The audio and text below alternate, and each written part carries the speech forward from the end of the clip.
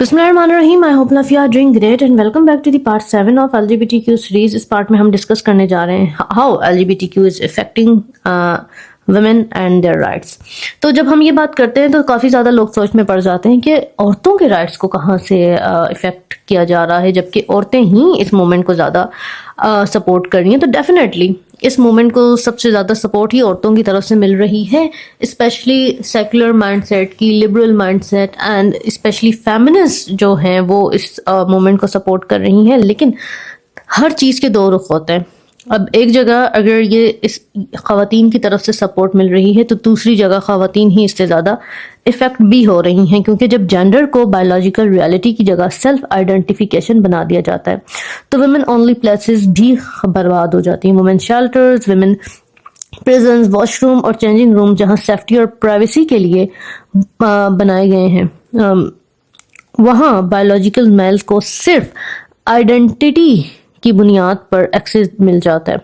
सिर्फ इसलिए उनको एक्सेस मिल जाता है क्योंकि वो अपने आप को औरत आइडेंटिफाई करते हैं।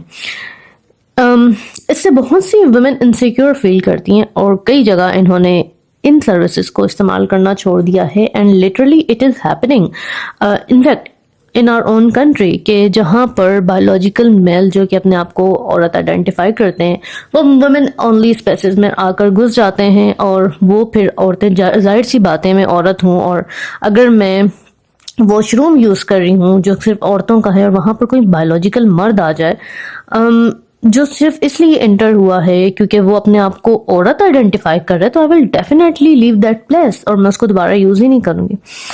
स्पोर्ट्स में भी यही इशू क्रिएट होता है। बायोलॉजिकल मेल जो कि मेल पुबर्टी एक्सपीरियंस कर चुके होते हैं, जब वुमेन कैटेगरी में कंपेट करते हैं तो वुमेन एथलेटिक्स फिजिकली डिसएडवांटेज मिल जाती है।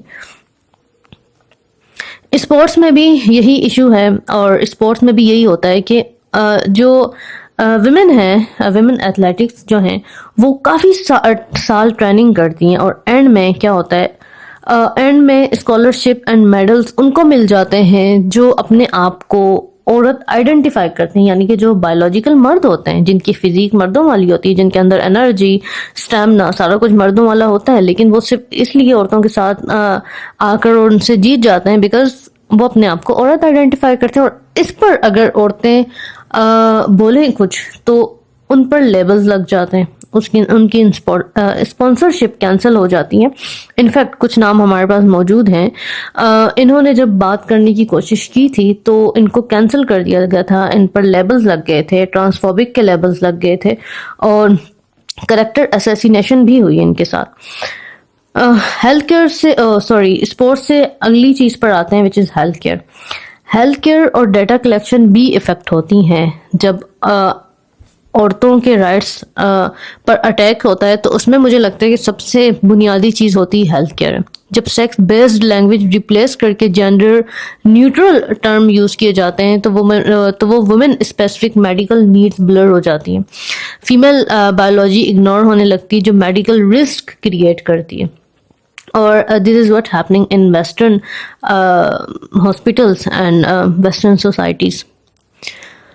फ्री स्पीच और एडवोकेसी पर भी प्रेशर आता है। वुमेन जो सेक्स बेस्ड राइट्स की बात करती हैं उन्हें अक्सर ट्रांसफोबिक लेबल कर दिए जाते हैं। इससे वुमेन ओनली अपनी ओपनली अपनी सेफ्टी और बाउंड्रीज डिस्कस नहीं करती।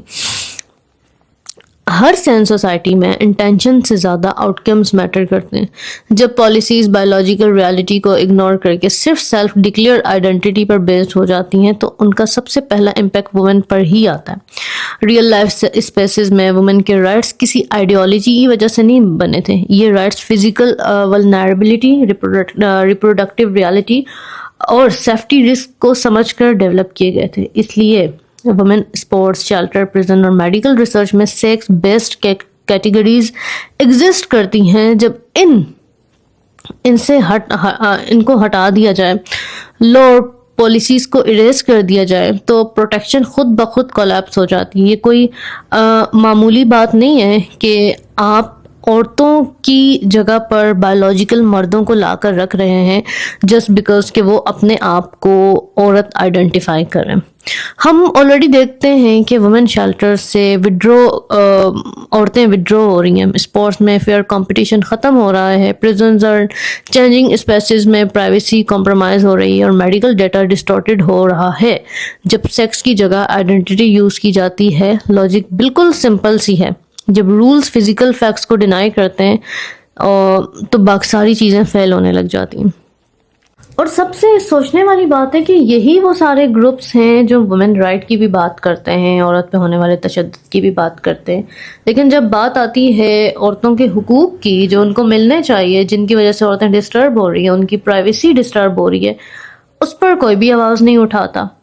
آپ یہ معمولی سی بات کیوں نہیں سمجھ رہے ہیں کہ یہ تو میں نے 2-3 پوائنٹس ڈسکس کیے ہیں کہ پرائیویسی والا, ہیلتھ والا, اسپورٹس والا, لو میں دیکھا جائے تو لو میں بھی یہی سب کچھ چل رہا ہے. تو یہ ساری چیزیں آہستہ آہستہ سے ان میں آ رہی ہیں, اس موومنٹ کا حصہ بن رہی ہیں اور پھر یہ ڈائریکٹلی افیکٹ کر رہی ہیں عورتوں کو ہی. لیکن مجھے یہ بھی سمجھ نہیں آتا کہ یہی وہ لوگ ہیں جو وومن رائٹ کی بات کرتے ہیں, عورت کی آزادی کی بات کرتے ہیں. ایون بہت ساری NGOs ہیں جو پیسے دے رہی ہوتی ہیں کہ بھائی وومن رائٹ پر بات کرو, لیکن وہ اس قسم کے وومن رائٹ پر کیوں نہیں بات کرتے کہ جہاں LGBTQ پراپر طور پر افیکٹ کر رہی ہے عورتوں کے حقوق کو.